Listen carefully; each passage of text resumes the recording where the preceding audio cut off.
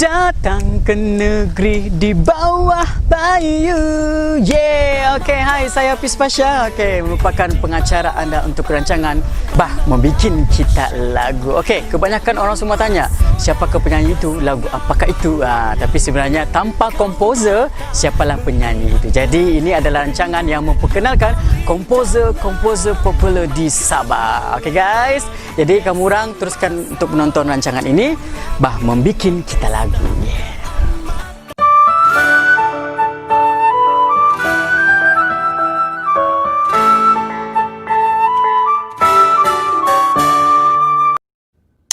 Wah, oke, hai, bersama dengan saya lagi Hafiz Pasha dalam rancangan membikin kita lagu. Kali ini kita bersama dengan legend rocker Sabah, merupakan komposer dan juga beliau merupakan ada band, band yang sangat popular di Sabah. Jadi kita bersama dengan episod yang kedua membikin kita lagu bersama dengan Joe Rokasia. Okey, ini dia. Okey bang, apa kabar? Kabar baik. Kabar baik. Malu-malu dia hari ini. Okey, baiklah. Boleh kita memperkenalkan latar belakang diri dan juga kerjaya sebagai seorang komposer? Okey. Terima kasih saudara Hafiz, ya, kan host kita kali ini. Okey, saya sebetulnya orang lebih kenal dengan panggilan nama Joe lah, Abang Joe. Abang Joe lah. Begitu. Dan pada masa yang sama menggunakan ada nama-nama komersial untuk penghasilan lagu dan lirik dan sebagainya lah. Putra Hafiz dan sebagainya. So, kalau dari segi latar belakang itu saya berasal daripada Kota Meruduk, Sabah. Kota Meruduk. Okey, dan membesar di daerah Pudat dan Semporna. Wah, banyak tempat. Dan kemudian ke Kinabalu lah. Dan bermastautin di Papar. Di orang rumah pun orang Papar kan. Oh, jadi memang sekarang ini menetap di Pengalat lah. Ya, di Pengalat. Okey, itu antara selain sebagai komposer, abang bekerja sebagai apa? Okey. Tugas hakiki saya sebenarnya sebagai penjawat awam lah di Universiti Sabah, di Pusat Kerjaya dan Alumni. Sejak 2001 lagi lah. 2001. Okey, itu dia sedikit terbelakang diri dan kerjaya Abang Joe, okey? Ya. Jadi sekarang ni mau tanya, sudah berapa lama terlibat dalam seni musik? Okey, untuk kalau bilang orang macam soalan yang saya nanti-nantikan lah. Sebab kalau bilang pasal seni musik ini secara bilang orang asalnya memang dari bangku sekolah lagi lah. Sejak darjah 4. Wah, tetapi secara official dia terlibat dalam mainstream 2013 bila kami tubuhkan kumpulan Rokasia lah sehingga hari ini. 2000 berapa tadi? 2013. 2013. Ya. Okey. 2013. Itu yang official 2013 itu yang official sudah, yang serius sudah lah. Yang serius. Okey, kalau kita mau tanya sikit kan, macam mana boleh terjumpa dengan Amy Pengalat tu? Iya, itu soalannya bagus juga. Ya. Bahkan kadang-kadang bila saya tengok gambar di sini, gambar-gambar di sini ini merupakan sejarah-sejarah di mana kerjaya-kerjaya Rokasia tengah membangun masa tu. Dan silap saya pada tahun 2015 mereka memang sangat famous. Kalau kamu dengar lagu rock, durang lah ni yang lagu-lagu rock. Jadi saya tertanya, macam mana boleh terjumpa Amy ni? Macam tu. Jadi abang juga rasa macam mana? Sebenarnya penubuhan Rokasia ini pun tidak bilang orang spontan saja. Asalnya namanya Meriah Band. Meriah Band. Meriah Band. Itu sebab nama Meriah Record tu. Baiklah. Tapi bila kita arwah beliau kan, dia masa tu sakit dan kita berkumpul di sinilah. So kita form satu band dan tidak ada penyanyi masa tu. So kebetulan si Amy ni dia baru balik daripada KL. Dia ikut satu audition lah. Lepas tu ni dia balik sini dan masa yang sama dia adalah orang ketujuh kami audition lah untuk masuk Rokasia. Wah. So Abang Joe dan juga dia punya band bukan calang-calang mau pilih orang, ada 7 orang baru dijumpa Amy. Jadi memang Amy sudah pilihan yang itu Amy adalah pilihan yang setepat-tepat untuk kumpulan Rokasia. Okey bang, jadi kenapa pilih bidang seni? Okey. Seni ni sebenarnya ada terharu sikit lah kan pasal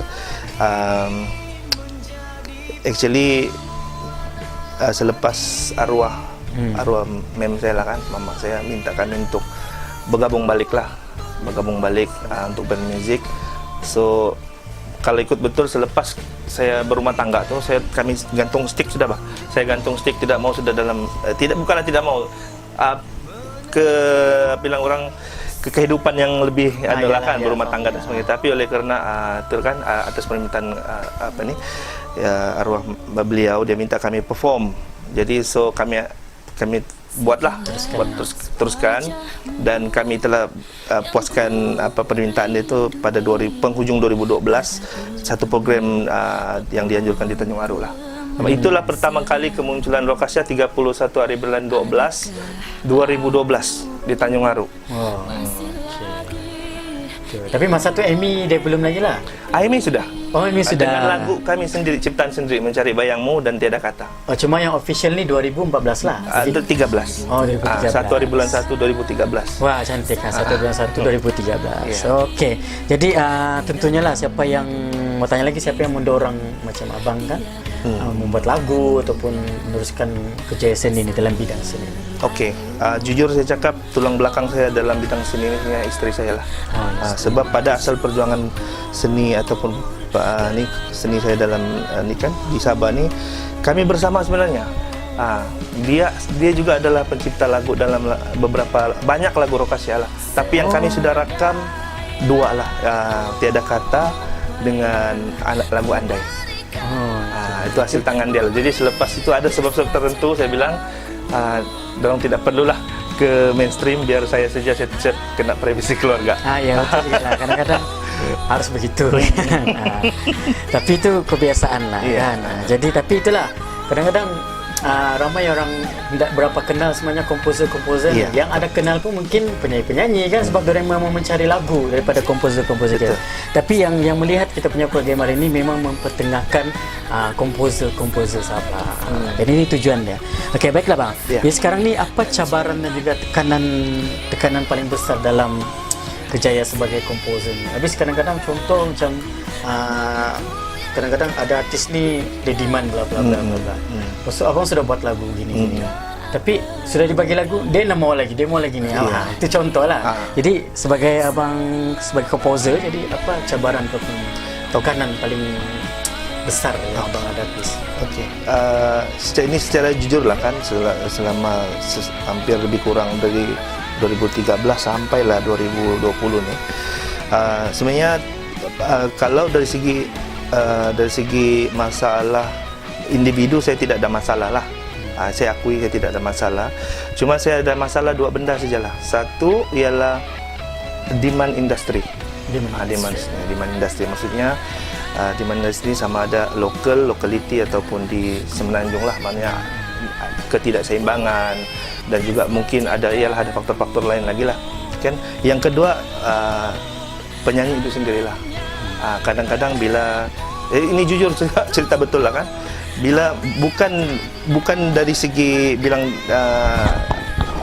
yang negatif lah, cuma effort tu yang kita atau attitude tu yang biasa jadi kekangan sama kita lah. Bila kita bagi lagu, okey semua on, tapi bila kita minta dorang untuk berdikari ataupun promosi dan sebagainya, dia tidak boleh tidak boleh recap sendiri. Perlu bergantung dengan kita. So itulah kekangan dia lah. Ya betul, sebab kan kebanyakan soalnya komposer dia sudah penat, lelah kan buat lirik, buat lagu, mau promosi macam mana sepenuhnya di studio yang macam kalau boleh 24 jam lah kan di studio. Tapi artis ni sebenarnya perlu apa orang bilang bagi kerjasama juga sebenarnya, memainkan peran utama sebab dia penyanyi kan, dia kena promosi lagu dia macam itulah. Kebanyakan memang ada masalah itulah kan. Okey, itu memang beri cabaran lah. Jadi secara peribadi bang, apa pencapaian yang abang perolehi selama dalam bidang seni ini? Okey, kalau bercakap tentang anugerah, tentang apa dan sebagainya tu, so far memang saya masih lagi merangkak lah kan. Saya banyak lagi dalam proses lah memproduce lagu. InsyaAllah lah ada rezeki, mudah-mudahan sampai juga lah rezeki itu kan. Tapi kalau dari segi pencapaian, dari segi material ataupun bilang orang income, secara jujur kami pernah meraih lagu sampai hampir lebih kurang 30.000, bukan 20.000 gitulah, 20% daripada satu lagu, ringtone dan sebagainya. Wow. Dan pernah lagu-lagu kami ini sudah tembus ke Indonesia lah, di Bandung dan di Singapura dan di Brunei lah, itu dalam sekitar 2013-2014. Cuma bagi saya yang saya rasa saya keep on track bahwa the best achievement saya bila saya dapat material dari segi inilah, dapat uang ringgit dan sebagainya, bonus dan sebagainya, dan juga brand lah. Dan itulah telah menyebabkan kami ada networking sampai sekarang lah di Semenanjung. Dan banyak kali lah, ada lebih kurang 6-7 kali lah yang secara official kami pernah perform di 6 kali lah, saya boleh cakap 6 kali di Semenanjung lah. Yeah. Dan ada tapi mungkin ada soalan-soalan lain lagi kali Kak. So, ada juga saya mau share lah. Bukan juga dia sebagai satu masalah. Mungkin kita bercakap pasal rezeki kan. Semua orang ada impian dan sebagainya. Yeah. Tapi datang itu bila tu Allah saja yang tahu lah kan. Bila dia mau ni kan. Jadi kami ini pernah tercalon dalam music lah.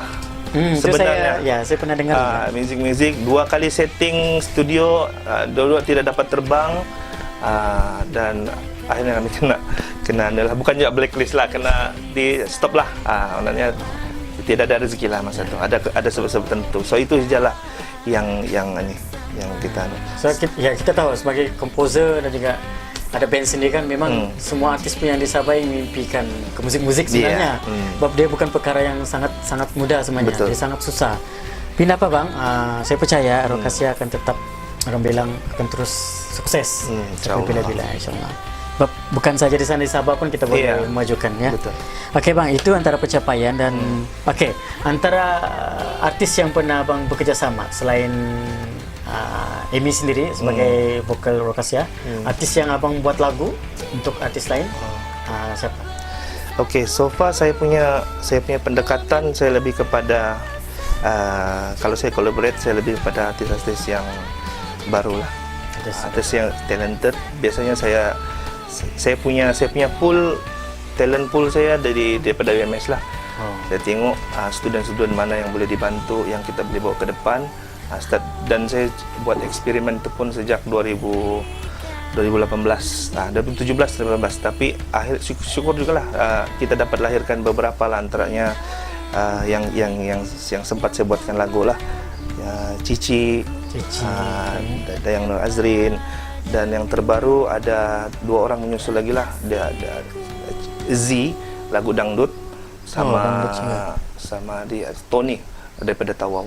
Yang lain tu semua yang rakan-rakan seni, kawan-kawan lah. Okey, itu antara yang artis pernah bekerjasama lah. Okey lah, kalau macam saya mau tanya abang kan, okey, siapa artis yang orang bilang popular di Semenanjung tu kalau abang mau bagi lagu sebenarnya? Adakah yang okey, saya mau bagi artis ni sama konon, contoh Dato' Siti Nurhaliza, konon lah. Jadi siapa yang abang mau mau bekerjasama? Okey, saya kalau secara jujur ada 2 orang lah. Kalau satu artis lelaki, satu artis perempuan. Nah, kalau lelaki saya teringin sangat Lan Typewriter. Lan Typewriter. Okey. Lan. Kos lah dia kan. Yang perempuannya? Kalau perempuan saya berminat untuk kalau ada rezeki lah kan, Ella. Oh Ella. Ini memang jurnal rock lah ni. Ya. Kalau ikut saya punya ni, tapi kalau cakap genre saya sebagai komposer, itu saya sebagai komposer melihat diri saya minat rock. Tapi kalau sebagai bilang orang sebagai komposer secara umum tu itu lain lagi lah. Tapi saya lebih suka itu yang paling lah kan, bilang orang. Sebab orang bilang bila kita buat lagu itu mesti ada jiwa. Iya. Selalunya kita. Okey, itu dia Ella dan juga Lam. Itu memang okey lah.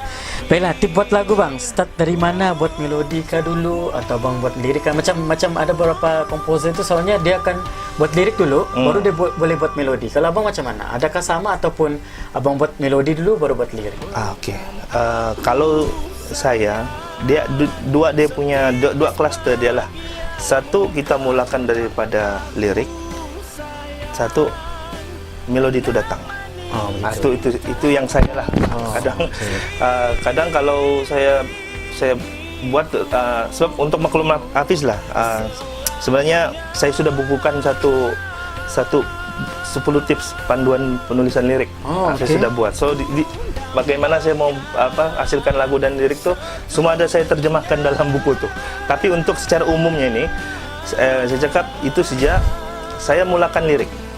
Saya buat dulu lirik. Adalah dia punya pattern tuh kan, lirik. Baru kita fikir kemana dia punya direction. Yang kedua, tiba-tiba saya duduk diam-diam ada terngiang-ngiang macam melodi.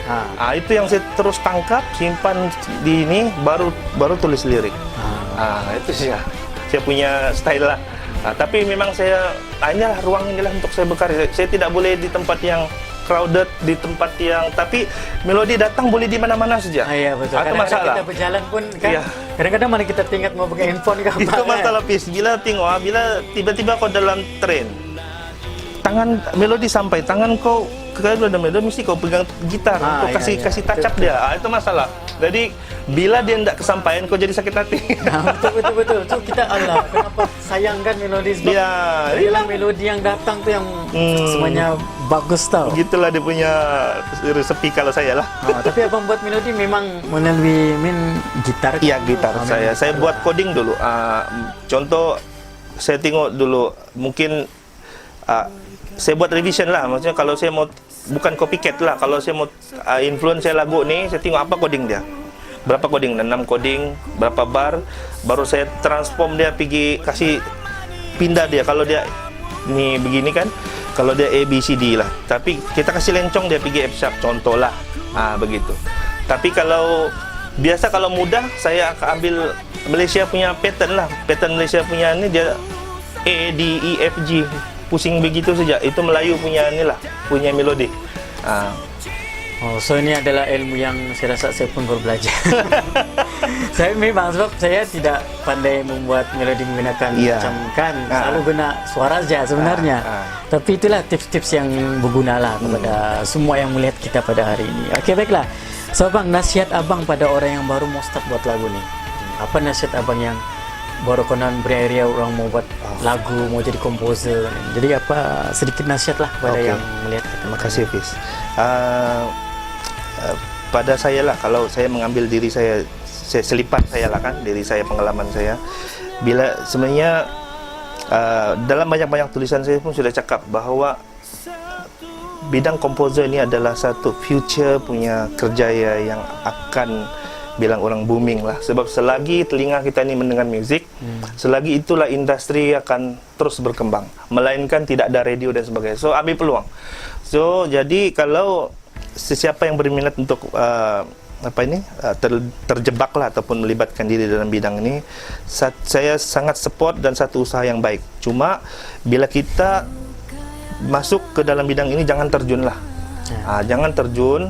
Persiapkan diri dulu dengan ilmu-ilmu asas. Maksudnya bila kita masuk kita kena tahu apa tema dia, apa bait, apa itu semua dan sebagainya. Kena ada ilmu, at least asas. Baru kau fikir pasal passion, minat. Jangan hangat-hangat ayam. Kemudian luaskan coverage networking. Itu paling penting. Jangan bilang kau duduk kalau kau di Meria atau saya di Meria saja, saya tidak boleh berkawan dengan Hafiz, saya tidak boleh berkawan dengan mana-mana komposer, Nazri dan sebagainya. Itu kena tolak tepi. Sebab humble boleh, tapi jangan bilang orang sampai kita meletakkan diri kita bila kata satu dua karya kita meletup, kita rasa kita best. Ini tidak. Orang lain pun ada masa dia juga. So itulah antara dia. Kena ada ilmu asas, kena baiki attitude tu, sikap tu, dan sentiasa buat networking lah dengan jangan malu-malu lah. Itu betul, okay? Kena ada ilmu guys. pada yang baru-baru mau buat cipta lagu, mau apa orang bilang jadi seorang komposer, kena ada orang bilang target lah sebenarnya kan, tidak boleh terburu-buru. Okey, baiklah bang, ini soalan yang terakhir sebenarnya dari kami. Okey, baiklah, apa pengalaman manis sepanjang abang jadi komposer? Okey, Bila orang, kalau setiap orang ada dia punya pencapaian lah kan, dia punya pencapaian, itu terpulang macam mana dia punya range lah bagi dia, sama ada dia dapat anugerah itu yang dia rasa the best, atau dia dapat uang itu dan sebagainya. Tapi masing-masing ada dia punya pendekatan lah. Tapi bagi saya pengalaman manis bila saya jadi komposer ni, bila kita dapat kembangkan kita punya bakat lah, yang mungkin orang sebelum ni orang tidak tahu, rupanya dia gitu, dan kita pun boleh lebih kreatif bila orang sudah mula faham kita, dan kita pun ada minat yang bagus. Sebenarnya bagi saya itulah yang pencapaian yang saya rasa, sebab saya kena jujur dengan diri saya lah, sebab saya belum mencapai apa-apa dan sebagainya. So bagi saya setakat ini yang paling the best kenangan manis, bila saya buat lagu, bagi diri saya benda tu menjadi puas hati. Bila keluar, okey. Soal ialah saya kena fikir je orang punya point of view orang macam mana. Tapi bagi saya terasa tidak rugi bila saya melabur ataupun bila saya berkolaborasi dengan orang, lagu itu bukanlah kita bilang booming apa, tapi itu bagus lah. Bagi saya itu sudah memadai buat masa inilah. Yang penting puas hati kan, sebab lagu pun sudah. Ini yang saya tahu sebenarnya Rokasia ini antara band yang lagu-lagu dia boleh sampai ke Indonesia. Tidak ramai yang sebenarnya komposer-komposer di Sabah yang boleh sampai lagu dia tembus di Indonesia. So ini antara yang salah satu juga pengalaman manis sebenarnya rasa, kan? Jadi selain lagi lagu-lagu yang selalu diputar di radio, itu juga antara menjadi satu kebanggaan setiap komposer kita. Okey bang, jadi mana kita ada game. Mana-mana setiap rancangan dan episod, ini adalah episod kedua bersama dengan Jo Rokasia. Abang diwajibkan untuk mencabut envelope ini. Alamak, salah. Okay. Lupa sudah warna. So saya akan memutar-mutar. Okey, ada warna pink, ada warna biru, dan warna apa nih? Hijau. Sudah. Ini merupakan soalan jurnal yang mereka diwajibkan untuk memilih salah satu envelope, dan apa lagu jurnal yang mereka akan buat lagu secara apa orang bilang spontan. Okey, jadi dengan ini kita mencabut salah satu. Aduh, cabut lagi. Beginilah supaya nampak. Aduh, macam betul. Biru. Okey. Sila bang. Apakah jurnalnya? Aduh, macam di terayak ni tahu? Terayak. Slow rock. Ini slow rock. Kasih tengok kamera. Okey, slow rock. So Abang Jo kena buat satu lagu spontan slow rock, sebab seorang komposer dia kena terus apa orang bilang, kena direct lah. Okey, boleh bang? Boleh. Okey. Tapi tidak panjang lah kali kan? Okey, boleh. Janji buat. Okey, kita dengarkan lagu game yang dapat slow rock. Okey, macam saya cakap tadi, contohlah kita ada satu influence lagu tu, contoh lagu kumpulan Lestari kah kalau tidak silap. So kita mau kasih improvise dia, kita bukan mau copycat dapat sebenarnya, tapi kita mau ambil coding dia sikit. Kita ni, inilah antara contoh dia lah. Okey. Apakah aku yang harus dalam bersedia dikala hatiku merasa gundah, tiada lagi kepusanan untuk ku beri padamu. Hidup ini hanya Itu dia Abang Jo Rokasia. Okey, lulus. Lulus. Jadi apapun Sepis Pasha dan juga tim Nazri Kausar, Nazri juga Kamal Kausar, iaitu S Nazri Studio, dan juga buat Abang Jo, terima kasih kerana sudah bersama dengan kita punya program, kita punya rancangan ya. Jadi apapun semoga Abang Jo dan juga band Rokasia akan terus sukses sampai bila-bila, dan orang bilang terus berkembanglah daripada segi penciptaan lagu. Okey. Dia apapun terima kasih banyak-banyak, sampai kita jumpa lagi.